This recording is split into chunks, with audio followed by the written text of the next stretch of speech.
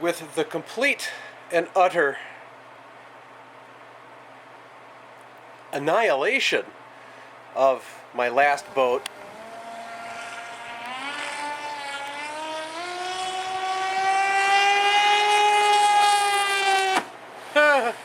Son of a bitch. Yeah.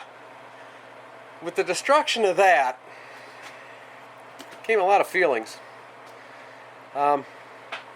Wondering what to do. Rebuild it.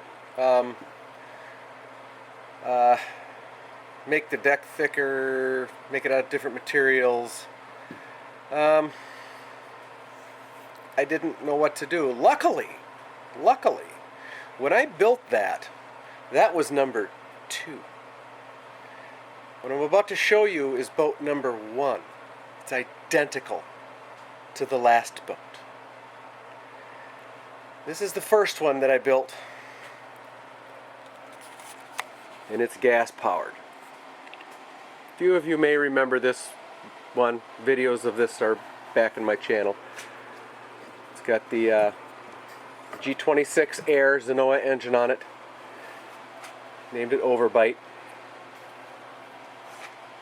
because these were from my daughter's braces set when she had her braces in. That was part of the stuff that was in her mouth. So I put that on there and named the boat Overbite. It's a self-inflicted 3-point hydro gasser. That'll go away. The plan. First, remove the engine, of course. Get the motor, get the electric motor mounted on that.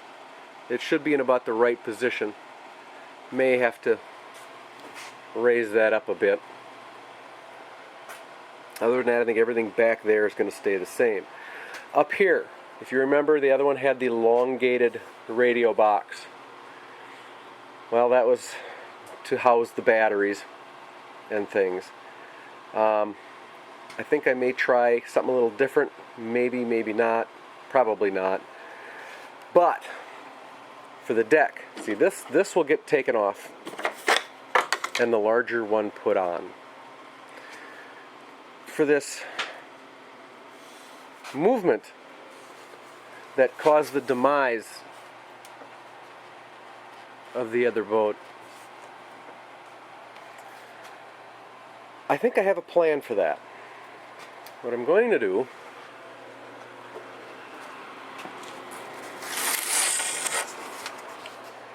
is take some 1/8 inch Baltic birch plywood, and this is going to add some weight to the boat. It'll add a pound or two,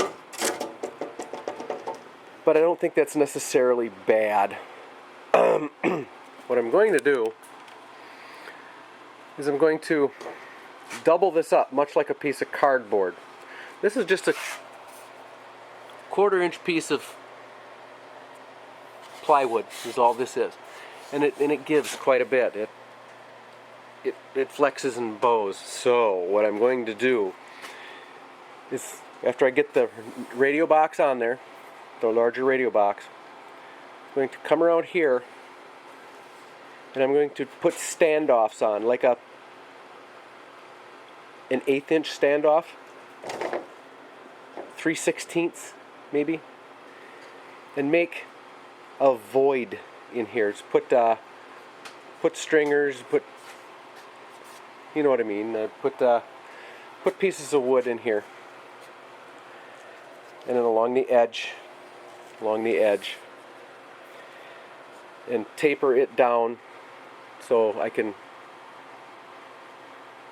have a nice look still. This will end up being 3/8 of an inch thick,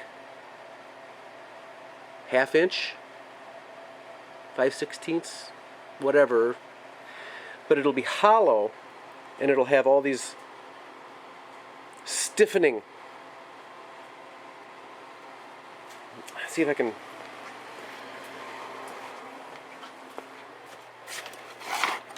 something like this.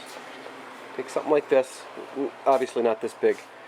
and make, just put a whole bunch of these in there. Get rid of this, and so it'll be like a piece of cardboard, and then I'll laminate a sheet of that on top of it, glue it down. That should give some rigidity.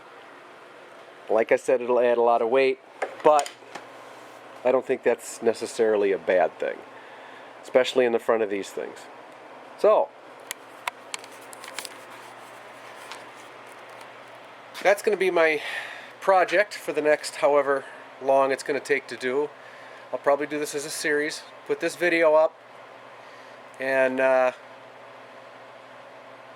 my faithful viewers, all 4 of you, can